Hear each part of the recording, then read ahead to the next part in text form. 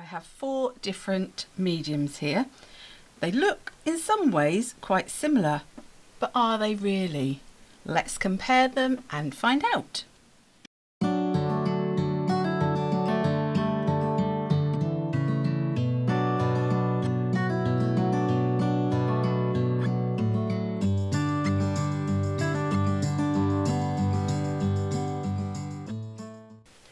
Hi everyone, Jane here again. Thank you for watching my video today.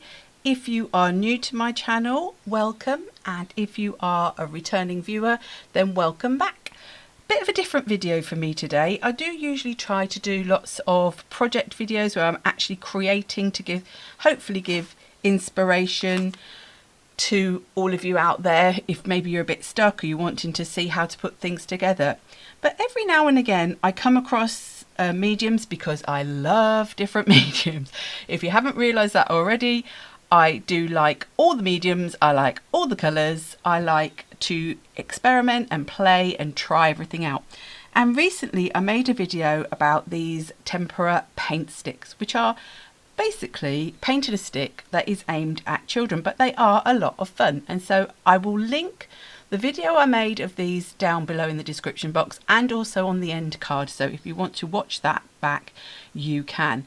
But one of the things that I noticed was that there are many products that maybe look similar, but the thing is they all have different properties, they all have different applications, and I thought it would be interesting to just compare 4 of them today. And I've picked these 4 because I felt that they were the nearest to each other in terms of the feel, the consistency, as in the way the product's laid down.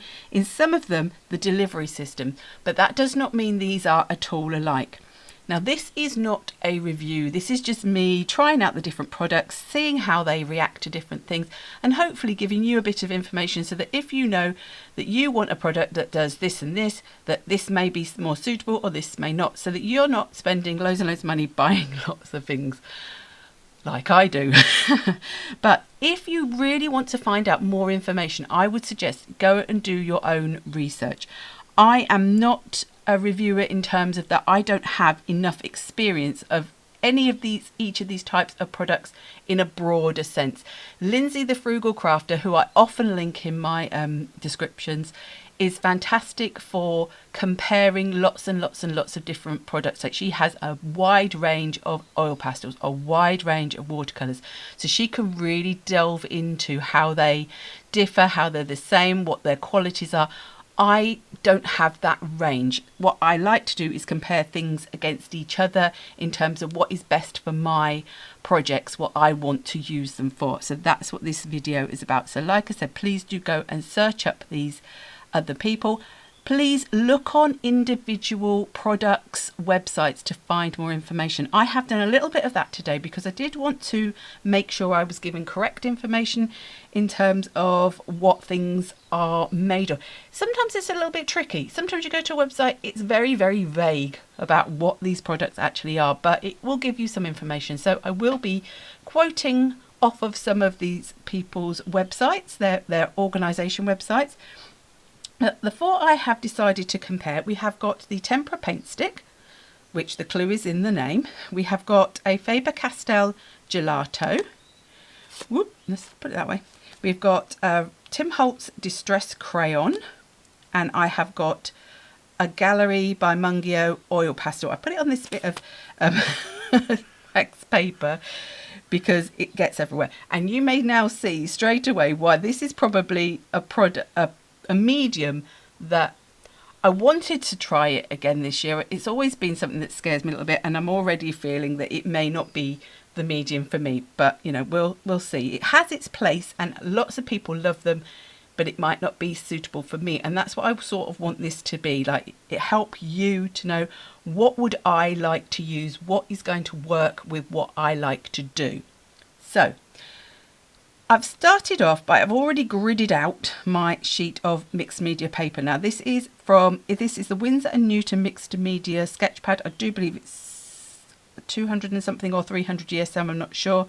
It's not watercolour paper, it's mixed media paper. I have divided it up into 4 sections, and then each of them sections I have divided into 2, because on the right hand side of each I have put down 1 layer of clear gesso, because some of these products work differently on bare paper as they do to gessoed surfaces. So I wanted to see if that would make a difference. I've also put a line of permanent marker so that we can see how opaque these are, so how much you can see through them, because that is also something that I like to consider when I'm using my product. So let's start off with the tempera paint stick. I've chosen a red of each because red's not a colour I tend to use, so I thought might get me out of my comfort zone, but also it's a nice bright colour. So these work like lipstick. They are a paint stick. Now, tempera paint originally was made with eggs in the olden times. As far as I can make out, these don't have egg in them, but if you have any sort of allergies, I would suggest that you check this out yourself. I'm pretty sure they don't, but please do check it yourself. They are made for children, so they are non-toxic. They are washable. Now, it also says cap on when not in use. So that tells you this is a paint. It's not a gel, it is a paint. So if I go over my black line, see how lovely and smooth that goes on. But you can still see the black line through it. Let's try it with the gelatos. The gelatos are the same. They are but in a smaller tube. They've got that same twisting mechanism. Now, when I looked this up, I have to read my notes. It said water-soluble crayons or wax pastels. So they are a water-soluble crayon. So they are not a paint. They are a gel sort of medium. They're a little less smooth than those. And when they go down, you can see there are little bits. So I'm going to leave it like that. I'm not worrying about this. I may seal this whole page afterwards just to make sure that I don't get any transfer. Then I have got the Distress Crayon. Now this is again the same sort of delivery system. You wind it up, it has a cap, and let me see what it said about the Distress Crayons. It says water reactive pigments for porous surfaces. So this is what I mean by they're quite vague. I'm sure if I searched a bit harder I might find more information, but that is as much as I could get. Again, very similar in delivery, very similar in feel to the gelato, and again sort of got that semi-translucent look. And finally we've got the oil pastel, which is, let me check, oil pastel is a pigment with a non-drying binder of oil and wax, which would sort of make sense. So I'm going to put that there, and let's go over. Again, very similar. The most smooth is the paint, but that doesn't surprise me really, because it's a paint, isn't it? A little bit more opaque than the others. Still not totally covering, but a lot more opaque than the other 3 mediums. So let's check out the smudge, because this is one of those things that people like to do. So I'm going to put a bit down on the non-gessoed and gessoed and try and smudge it out with my finger straight away. A little bit of smudge. Oh, a lot more smudge if you do it on a gessoed surface. Let's do it with the gelato. I have to do a different finger. Much more smudgeable on the gessoed surface. Even more, that moves beautifully on the gessoed surface. Now, something to be aware of with your gelato and your Distress Crayon. These stay, if you do not water this out, this will stay reactive. Once they are watered out and they have dried, it says on both of their sites that these are then permanent. I'm just passing on the information. I would do your own tests every time myself. Again, Distress Crayons, moves around. Ooh, there's a bit of something there. But again, on the gessoed surface, much more movement, much more blendable. So you can already see the difference between how the paint stick reacts and how these gel-based products react. I'm going to just get a wipe just to wipe my hands as I go. If you do not want to be putting your fingers in products, then you could put on gloves, or you could use a blending tool or anything like that. I'm not going to stick my hands in my mouth. I'm sure I touch much worse things in the course of my life. This is the oil pastel, so smudgeable. I would say not as smudgeable as these two. And then on the gessoed surface, again, the gesso just makes everything far more smudgeable. Even the paint stick is more smudgeable on the gesso. Now, I'm going to leave those, and I'm going to come back to them in a bit to see if they still smudge, and see if they have dried as such, or whether I can still smudge them out, and then whether I can still use water. Now, that's the other sort of thing that you would want to know is, can I use water with these products? Are they water reactive? So I'm going to get a brush. I'm going to get a sort of a stiffish brush because I want to give the pigments a chance to move. Now I am going to do this fairly quickly, as in I want to give them all equal. So the paint is a little bit movable on the non-gessoed surface. On the gessoed surface, much more. Oh, totally waters out.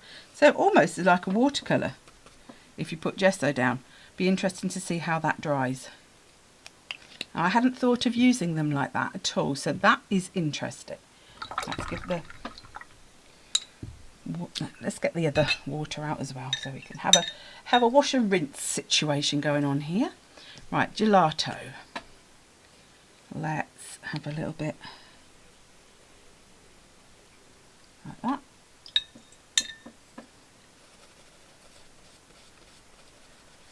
So this waters out easier, but it's still got that staining there when it's on a non-gessoed surface.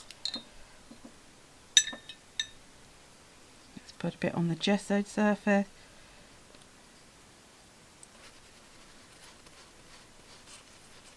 Now, I would say that's got stained more than the tempera paint stick did. It has watered out, but it has left a bit of a oops, that's my two jars together. It has left a little bit of a stain there. Right, so distress crayon. Let's get my water ready. We're trying to do this as fair as possible. Right, so this is the non-gessoed surface. Again, it lifts some of the colour, but not brilliantly, I don't think. And then on top of gesso, oops, wasn't prepared that time, was I? That was a bit, let's have a look. Now, that waters out better than I think the gelato. That's totally took that out. Now I have looked into some pricing, which I will discuss at the end, because that's also something to consider. Now, I already know what the answer for this is, but we're going to do it anyway, just to check. So, it's an oil pastel, let's face it. Let's guess. Oil pastel. It's not going to water. There is a little tiny bit of colour coming out there, but that may already be in the brush from the other products. I don't think it was. I think it was that. Right, let's see if it makes a difference being on gesso, because I don't know. I've never tried it. I don't know, you can move it a little tiny bit. I think, to be fair, I don't think it's the water moving it. I think it's my action of scrubbing it like you would if you were, you know, rubbing it with your finger. So, as I would have suspected, obviously, you know, it's an oil pastel. Water is not going to move it. So there is your main difference between your oil pastels and these other mediums. These are not going to react with water. They are also oil. So if I try to work over the top of this, it's going to be probably impossible for most mediums to go on top, because that is your oily barrier. These need to be either you're doing your whole project in them, or you have to have something similar. So I suppose if you use something like an oil-based pencil, perhaps you could get some colour on, or other oil pastels, or put it in your mixed media as your very last thing. Now, let's see how they have got on with the drying. So let's use the bit that's on the line because that's there. So I'm going to see how the tempera stick is. Oh, if I go onto there, it's still moving. Oh, that's got water on. I'm going to have to do another bit, aren't I? Let's do another bit here and see. I'm going to do a blob of each actually and read them because I don't think it's very fair. I'm not going to do it on the gesso because I'm just going to put a little bit on there and see if they will dry. I can already tell you, probably. Some of this I do already know. Obviously, now oil pastels, I'm going to tell you for now, that's not drying. That never dries. It actually says it is a non-drying binder. So when you put your oil pastel down, it does not matter if I leave that there for 20 years, it's still not going to be dry. So you do need to, if you don't want, you know, if it's in a, even in a sketchbook, you're going to really need to seal it because otherwise it's going to transfer. So that is not drying. These are not permanent if you do not water them out. Once they're watered out, in theory, that should be permanent according to their websites. I don't know because when I've used them, to be totally honest, I use them in sketchbooks and journals. I don't go back to check. But these are all products I would say that you're going to be using in sketchbooks and for your own enjoyment. I don't know what the light fast information is. I suspect not a lot. And if you want to, I wouldn't suggest these were probably being used on things that you were going to sell or put on the wall potentially. Having said that, I have got a piece of art on the wall that I use gelatos on, but I did water them out and it's still it's probably maybe not as bright as it was, but it's still pretty bright and it's not got glass in front of it and it's on a light wall. And it's been up there for 8 years or more and it's fine. But, you know, that's because it's in my house. It doesn't matter if it fades. I don't care. But let's have a look at the tempera stick. Now, the tempera stick is pretty much dry straight away. There is a little bit of transfer of colour going on there, but not much, hardly at all. And that is the point of these. They are aimed at children, so they are paint. They are meant to be quick drying because children are messy. I can't say that. I've taught them and I've got them. And this is so that you can have a really quick project and they're not going to be getting mess everywhere. They're washable. So if they get on, say, like their clothes or anything like that, they would wash out at a temperature. But that doesn't mean that after... They are a little bit reactive, but they're not really meant to be. I don't think water reactive as such. Although having said that, this is when they were watered out on the gesso. So you can get effects, but it is going to leave that sort of stain there. But actually of all the products, that's got a big watermark now where I left that water puddled. I don't know, I think this one's probably the best if you want something water reactive on gesso, the distress crayons. I like the smudginess of the gelatos, but do you know what?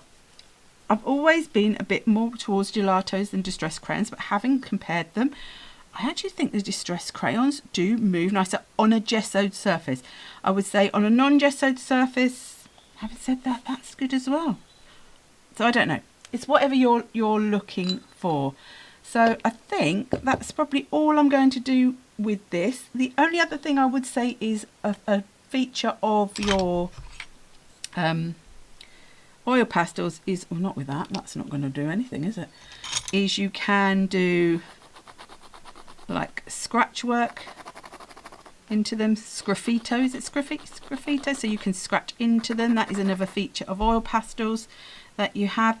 And if you don't want something that's going to react with water, they're ideal, but you will need to seal them. I've bought the Sennelier oil pastel sealer, because from what I could gather, that is the one that seems to work the best. And I have used it a couple of times and it did work, but I did put 3 thin coats and let it dry in between each one, which for me is a faff. I'm not going to lie, I'm lazy when it comes to certain things in art and craft, and things like that just put me off. So if I can have something that's going to dry quickly and act in the same, look the same sort of way, I'm probably going to go with that. But it's only going to be in my own, you know, art journaling and sketchbooks. So I hope that was helpful. If it was, please let me know in the comments. And if you did enjoy the video, do please give it a thumbs up. And if you haven't already subscribed, please do hit that subscribe button if you'd like to join me on this journey. When this has dried, I'm going to take a photo.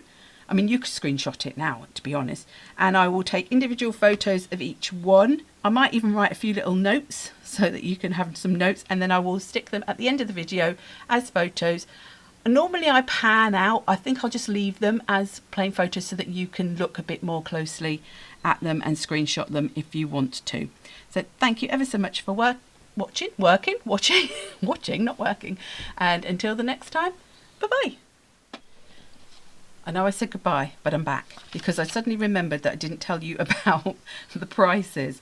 Now I've written some little notes on each one so that you can be able to see that. Now, these prices I'm going to be quoting are based on me being in the UK, so it is in pounds, so you would need to convert it to your local currency or check out your local currency because they may be different prices in different parts of the world. And I have gone either on the prices that I know were paid by me, or in the case of the oil pastels, my husband. They maybe have changed since then, so do please check these things out and check the best price now if you were interested. Okay, so the oil pastels. I have a set of 48 of the Gallery by Mungyo, and I do believe my husband bought them from Amazon. They were roughly, I can't remember exactly, they were about £27, so that works out at 56 pence roughly per oil pastel. The tempera sticks I only bought recently. I bought them from Amazon. They were a set of 30. They were £16.99, I do believe, around about that price, which works out at 56p per paint stick, which is the same as the oil pastel. The gelatos, I bought my gelatos in bit dribs and drabs years and years and years ago. Shows you how long they last. I looked them up. I found a set of 12 metallics. Now, I don't know if they're the same price as others. The set of 12 metallics I found on the internet were £15.80 for the set, which works out as £1.31 per gelato. And distress crayons, I found a variance in price. They're in sets of 6, the ones I found.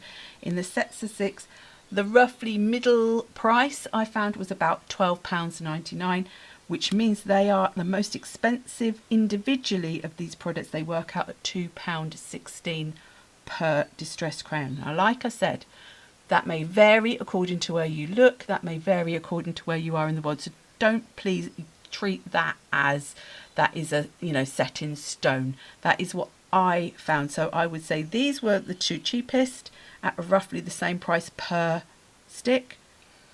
These were next, the gelatos, and then almost a fair bit more were the distress crayons, worked out much more expensive individually. But it's according to what your budget is, it's according to what you want to use them for. So I hope that was helpful. Sorry I had to put back in and say that, but I will now take some photos and put this on the end of the video. So once again, bye.